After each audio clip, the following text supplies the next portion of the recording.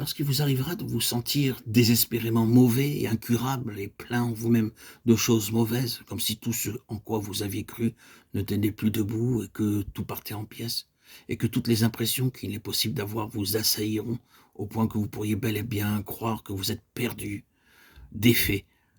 Si lorsqu'il en sera ainsi, vous prenez la position que tout cela a à faire avec votre pauvre nature déchue, que Christ en vous est différent de tout cela, et que par la foi vous appuyez sur lui, la puissance du diable sera alors détruite, sa sagesse sera déjouée, et il y aura la gloire de Dieu, la gloire de Christ, à travers vous, en vous, par vous, qui rayonnera de tout votre être. C'est la leçon que nous devons apprendre. Christ en vous, et dans l'Église, en tant qu'habitation de Dieu par l'Esprit, est le symbole de la gloire, de la victoire, de la puissance et de la sagesse. Oh, béni soit Dieu. Il y a des périodes où cet aspect de Christ atteint nos impressions et nous jouissons de la réalité que le Seigneur est en nous. Mais il n'en est pas toujours ainsi. Une indigestion peut avoir le plus étrange effet sur notre vie spirituelle, de sorte que notre conscience soit affectée. La moindre chose peut survenir et changer toute la situation si nous nous laissons prendre par les choses. Oh, que de choses l'ennemi dresse-t-il pour nous attirer en elle.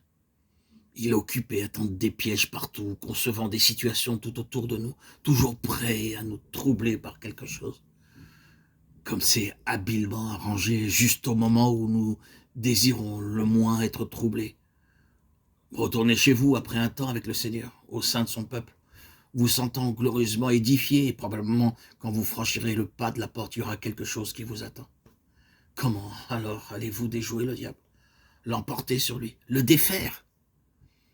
En ne nous laissant pas entraîner dans les choses, ce n'est pas facile, mais ne pas se déployer en entrant dans les choses, ne pas être attiré dans le domaine de la vieille création au point d'y prendre part, mais tout simplement se maintenir sur la base où l'adversaire doit faire face à la perfection de Christ. Et le moyen le plus certain, le plus efficace de sa défaite. Quoique nous puissions devoir supporter la situation difficile, endurer la souffrance et l'angoisse de cette situation pendant un temps assez considérable. Mais notre position est que Christ est plus que cela. Christ en nous est plus fort que cela. Et se repliant sur la foi qui est en nous, étendant spirituellement le bras vers Christ en nous, comme étant à la hauteur de cette situation, nous devons la répudier. David vient très souvent à notre secours dans ce domaine. Vous vous souviendrez qu'à une occasion, il a dit toutes sortes de choses qui manifestaient sa dépression, son désespoir, parce que la situation semblait tellement impossible. Puis, il s'est recueilli et a déclaré « C'est ici mon infirmité. Je me souviendrai des années de la droite du Très-Haut. » Psaume 117, 10.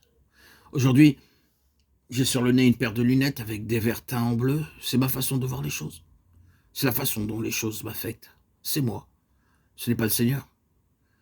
Attribuons donc les choses à qui elles reviennent, à juste titre, et rendons à César les choses qui lui appartiennent et à Dieu celles qui sont à lui.